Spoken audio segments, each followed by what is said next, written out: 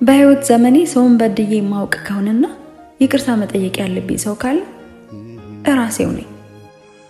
ይቅርታ ያለ ኃላፊነትሽ ሸክም ላበዛውብሽ፣ ለሰው ህይወት ማማር አገልጋይ ላረኩሽ ይቅርታ። የሚገባሽን ትኩረትና ክብር ለከለከልኩሽ ይቅርታ።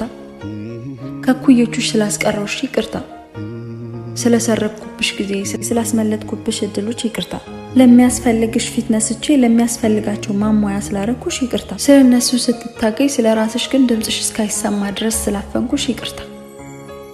አንቺነትሽን ነጥቄ በእነሱ ገጽ ስላሰፈርኩሽ ይቅርታ።